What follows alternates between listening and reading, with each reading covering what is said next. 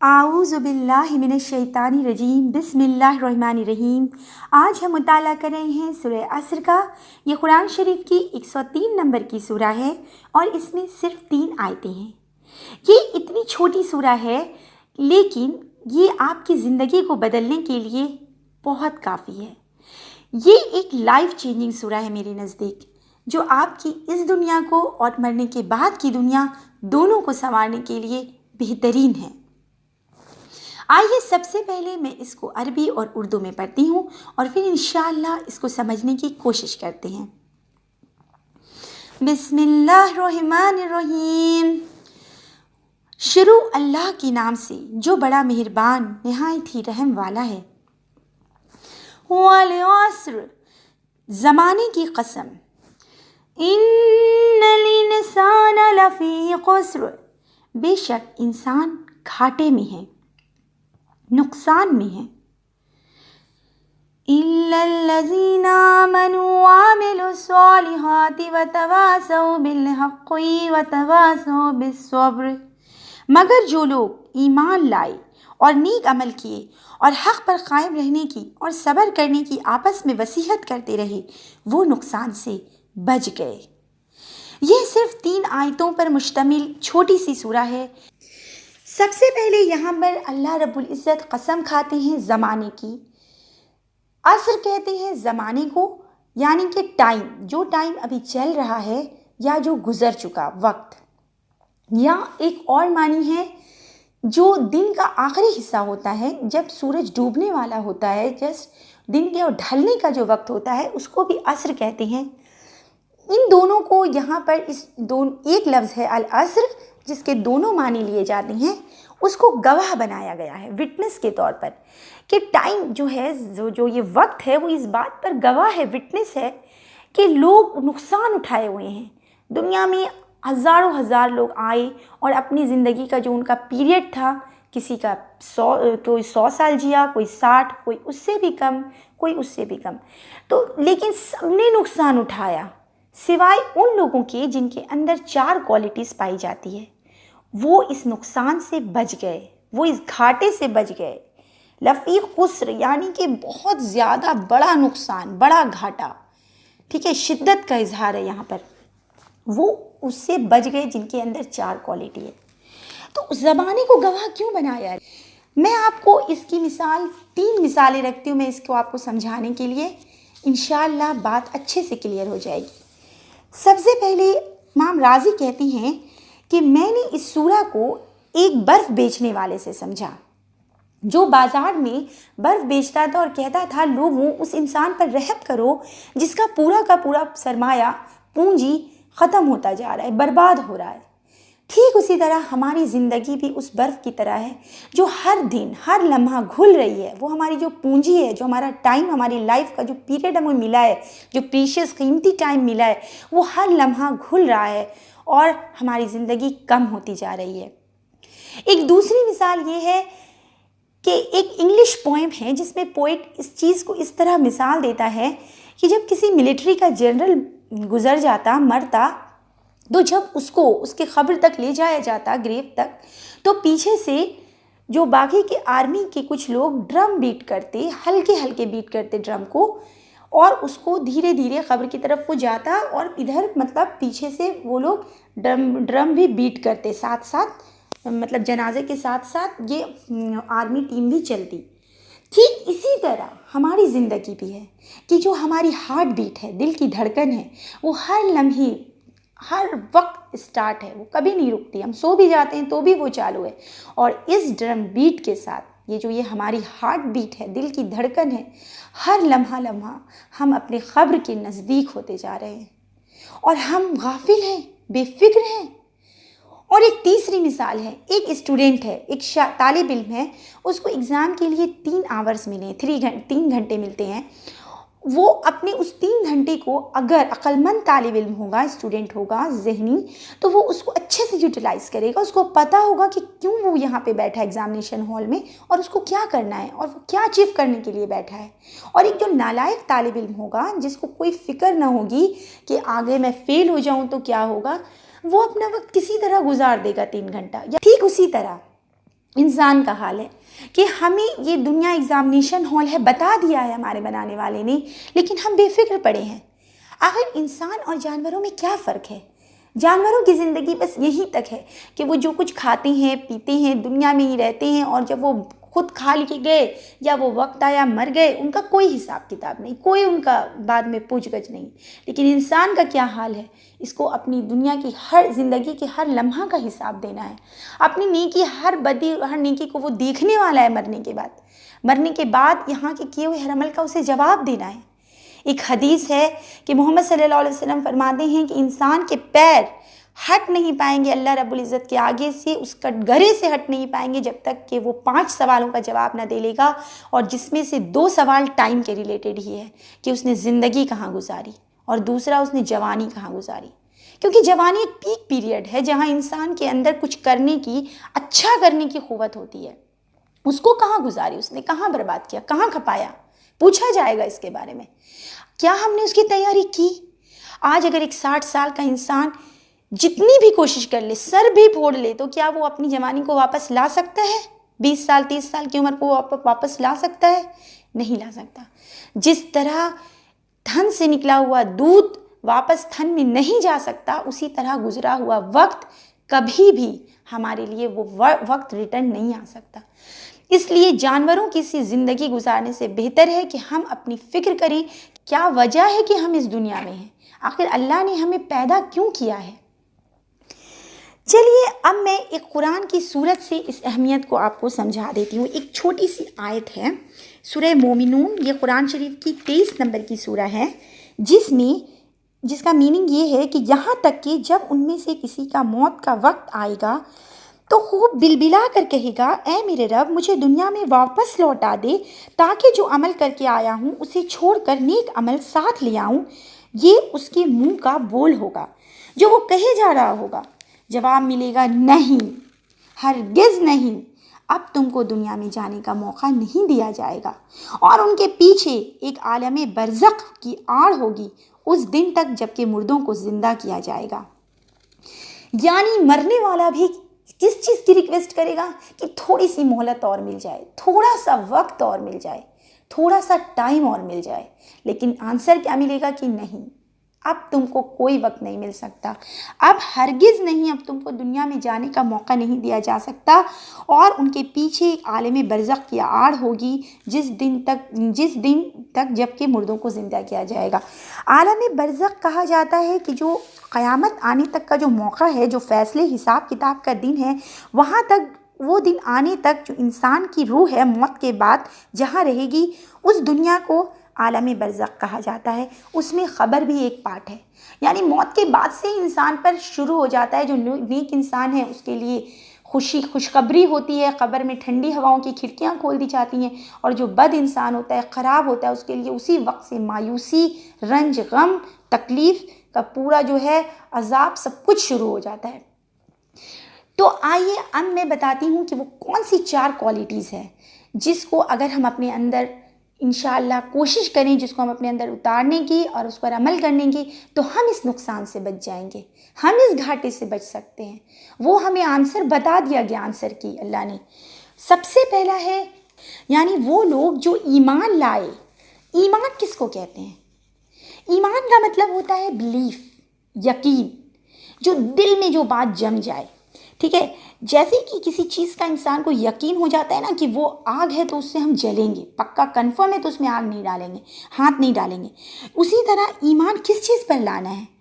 سورہ بقرہ میں آیت نمبر 177 میں اللہ رب العزت فرماتے ہیں کہ وہ لوگ ایمان لائے اللہ پر اور آخرت کے دن پر اور فرشتوں پر اور اللہ کی کتابوں پر اور نبیوں پر ایمان لائے، ٹھیک ہے؟ اور ایک دوسری حدیث ہے جسے حدیث جبرائیل بھی کہتے ہیں، اس میں عمر بن خطاب رضی اللہ تعالیٰ عنہ سے روایت ہے، وہ راوی ہیں کہ آپ صلی اللہ علیہ وسلم سے سوال ہوا تھا جو حضرت جبرائیل نے ان سے کیا تھا، محمد صلی اللہ علیہ وسلم سے، کہ ایمان کیا ہے؟ تو اس پر آپ نے فرمایا کہ اللہ پر ایمان، فرشتوں پر ایمان، کتابوں پر ایمان، رسول پر ایمان، آخرت پر ایمان، اور تقدیر میں اچھا یا برا ہونا اللہ کی طرف سے ہے۔ اللہ پر ایمان کیسا؟ اس چیز کا یقین کہ بے شک ایک اللہ ہی ہے جو غیب جانتا ہے، وہ اللہ ہی ہے جو ہر چھپی بات سے واقف ہے، وہی میری ہر تکلیف اور ہر خوشی اس کے ہی طرف سے ہے۔ فرشتوں پر ایمان کیسا کہ فرشتے اللہ کے بندے، اللہ کے بنائے ہوئے ایک مخلوق ہیں جو نور سے پیدا ہوئے ہیں، اور وہ اللہ کے ہر وقت حکم کو ماننے میں لگے رہتے ہیں۔ ان کا خود کا اپنا کچھ اختیار نہیں ہے، کچھ پاور نہیں ہے، جو جیسا اللہ انہیں حکم دیتے ہیں وہ ویسا ہی کرتے ہیں۔ کتابوں پر یعنی کہ جو اللہ نے بھیجی وقتاً فوقتاً، دنیا میں ہر دور میں اللہ نے کتاب بھیجی، اور ہمارے لیے جو قرآن شریف بھیجا ہے اس پر عمل کرنا، اسے اپنی زندگی میں اتارنا۔ رسول پر ایمان کہ رسول جو ہیں وہ اللہ کی طرف سے بھیجے گئے ہماری ہدایت کے لیے۔ آخرت پر ایمان یعنی مرنے کے بعد ایک زندگی ہے، اس کا یقین رکھنا، اس کی فکر کرنا۔ تقدیر کا ایمان کہ جو بھی اچھا یا برا ہوتا ہے وہ اللہ کی طرف سے، وہ تقدیر میں لکھا ہے۔ تو ان باتوں پر جو بندہ ایمان لایا وہ ایمان والا تو کہلا گیا، وہ بے شک مسلمان کہلا گیا، جس نے توحید، جو سب سے پہلے لا الہ الا اللہ محمد رسول اللہ، پھر نماز، زکوٰۃ، روزہ، حج، یہ عام ہیں، یہ اسلام ہے، یہ عام ہے۔ لیکن آگے سورہ الحجرات میں آیت نمبر 15 میں اللہ فرماتے ہیں کہ مومن تو وہ ہیں، یعنی ایمان والے تو وہ ہیں کہ جب اللہ اور اس کے رسول پر ایمان لائے تو پھر کبھی شک میں ہرگز نہ پڑے، شک میں ہرگز نہ پڑے، اور اللہ کے راستے میں جہاد پر اپنی جان اور مال لگا دیا، اور ایمان میں سچے یہی لوگ ہیں۔ یعنی یہ 5 خاصیت تو آپ کو پتہ ہے، یہ جو چیزیں 6 بیسک میں آپ کو ابھی بتائی کہ اللہ پر ایمان لائے، رسولوں پر، یہ جو ابھی میں نے آپ کو بتایا یہ تو ہے، اس میں یہ 2 اور چیزیں شامل ہو گئیں کہ وہ ایک بار ایمان لائے پھر شک میں نہ پڑے، شک کی کوئی گنجائش نہیں، اور دوسرا یہ کہ ان کا دل مطلب پورا ٹھک گیا ایمان پر، اور دوسرا یہ کہ اللہ کے راستے میں جہاد پر اپنی جان اور مال لگا دیا۔ یہ 2 اور اس میں بڑھا دیا گیا ایمان کو۔ مومن، پکا مومن جو بندہ ہے اس کے اندر یہ 2 خاصیت بھی ہوں گی کہ وہ اللہ کے راستے میں جہاد کا مطلب ہرگز ہی نہیں ہے کہ لڑائی جھگڑا، یہ بالکل غلط کانسیپٹ ہے۔ جہاد وہ جنگ کہلاتی ہے جو حق کے لیے لڑی جاتی ہے، جو سچائی کو لاگو کرنے کے لیے لڑی جاتی ہے۔ اور دوسرا یہ کہ انسان جو اپنے آپ سے جو جہاد کرتا ہے، اپنے آپ کو برائی سے روکنے کے لیے، سماج کو برائی سے روکنے کے لیے، ہر غلط چیز کو روکنے کے لیے، اور صحیح چیز کو سب کے سامنے ظاہر کرنے کے لیے جو کوشش کرتا ہے، جو فکر کرتا ہے، وہ وہی جہاد ہے۔ آئیے میں دوسری خاصیت بتاتی ہوں۔ دوسری خاصیت ہے عامل الصالحات، یعنی جو نیک عمل کرتے ہیں۔ نیک عمل کیسا نیک عمل؟ نیک عمل کو میں 2 حصوں میں بانٹتی ہوں۔ ایک تو اللہ کا حق جو اللہ کے تئیں ہم کرتے ہیں، اور ایک بندوں کا حق جو بندوں کے لیے کیا جاتا ہے۔ اللہ کے حق میں تو وہ سب چیزیں آ گئیں، جیسے کہ ہم جو نماز پڑھتے ہیں، روزہ رکھیں، زکوٰۃ دیے، حج کیے، یہ سب بیسک جو 5 ہے پلرز، 5 پلرز ہیں۔ اللہ کے سوا کسی کو عبادت نہیں کرتے، صرف ایک اللہ کی عبادت کرتے ہیں، یہ بہت عمدہ نیک عمل ہے۔ لا الہ الا اللہ سب سے ایمان کا پہلا ہے، اور ایمان کی حدیث میں ہے کہ 70 سے زیادہ شاخیں ہیں، 70 سے زیادہ برانچز ہیں۔ ٹاپ میں کیا ہے؟ لا الہ الا اللہ، اللہ کے سوا کوئی عبادت کے لائق نہیں، صرف ایک اللہ عبادت کے لیے، پوجا کے لیے، پرستش کے لیے، کوئی امیج نہیں اس کی، صرف ایک اللہ۔ اور آخری ہے جو سب سے لاسٹ کہ راستے میں پڑی کسی تکلیف دہ چیز کو ہٹا دیا۔ یعنی یہ کہ ایمان اور نیک عمل بہت ریلیٹڈ ہیں، جیسے ایک بیج ہے ایمان، اور اس سے نکلا ہوا درخت نیک عمل ہے۔ یعنی انسان کا بیج جتنا اچھا سے وہ دبا ہوگا زمین میں، دل میں ایمان جتنا گہرا ہوگا، اس کے نیک عمل اتنے ہی زیادہ ہوں گے۔ اسی لیے میں کئی بار کہتی ہوں کہ ہیومینٹی، جو بہت سے لوگ اس بات پر کہتے ہیں کہ انسانیت ہی سب سے بڑا دھرم ہے، میں یہ کہتی ہوں کہ انسانیت سے اوپر اسلام ہے، کیونکہ انسانیت ایک میٹرک ہے ہمارے نزدیک، مومن کے نزدیک ایک میٹرک کیا آپ نے، اور PhD کیا، یعنی ہم ایمان لائے۔ ایمان جتنا زیادہ ہوگا نیک عمل اتنا ہی بڑھتا جائے گا، گراف کی جیسا ہے، ٹھیک ہے؟ تو یہ ریلیٹڈ ہے نیک عمل جو ہے اچھا کام، اور دوسرا ہے جو نیک عمل جو بندوں کے تئیں ہے، یعنی لوگوں کا کے لیے جو آپ کا فرض ہے، اپنے والدین کا جو حق ہے آپ کے اوپر، اگر آپ معاشرے میں، سماج میں زندگی گزارتے ہیں، قرآن میں ہر ایک کا حق بتایا گیا۔ حق کیسا؟ حق کس چیز کو کہتے ہیں؟ حق کہتے ہیں سچ کو، ٹھیک ہے؟ سچ چیز کو، حق، سچی بات، حق۔ یعنی پہلے تو وہ خود حق پر رہے، خود کسی کا حق نہ مار رہا ہو، خود کسی کے ساتھ ظلم اور زیادتی نہیں کرتا ہو، اور دوسرا اسلام کی طرف، حق سب سے بڑا جو ہے، ایک اللہ کی طرف لوگوں کو بلائے، دیکھیے جس انسان کے اندر ایمان پکا ہوگا اسے اس بات کا یقین ہوگا کہ مرنے کے بعد جزا اور سزا ہے، بدلہ ملنے والا ہے، اس کو ضرور اس بات کی فکر ہوگی کہ باقی لوگ بھی اس نقصان سے بچیں، وہ دوسرے لوگوں کو بھی اس سچی بات کی طرف بلانے کی بہت فکر کرے گا، اس کے دل میں ایک وہ تڑپ ہوگی انسانیت کے لیے کہ میں تو جانتا ہوں لیکن میں جو نہیں جانتے ساتھی میں اس تک یہ چیز پہنچاؤں، کم سے کم یہ میرا فرض ہے، میری فکر ہے، اس کو اس چیز کے لیے وہ محنت کرے گا، کوشش کرے گا، یہی جہاد ہے، وہ اس چیز کے لیے اپنی جان مال کھپائے گا، اپنا وقت کھپائے گا۔ یہ ہوا لوگوں کو ایک اللہ کی طرف بلانا، حق کی دعوت دینا۔ کسی کا اگر حق کہیں چھنا رہا ہے، جیسے آپ دیکھ رہے ہیں آپ کی آنکھ سے کسی پر ظلم ہو رہا ہے، کسی یتیم کو اس کا مال نہیں مل رہا، کہیں پہ زیادتی ہو رہی ہے، تو آپ اس کو روکیں گے؟ آپ اپنے ہاتھ سے روک سکتے ہیں تو ہاتھ سے روکیں گے، پاور ہے اگر آپ کی، ورنہ آپ زبان سے روکیں گے، اور سب سے کمزور ایمان کہ دل میں کم از کم برا سمجھ لیں گے۔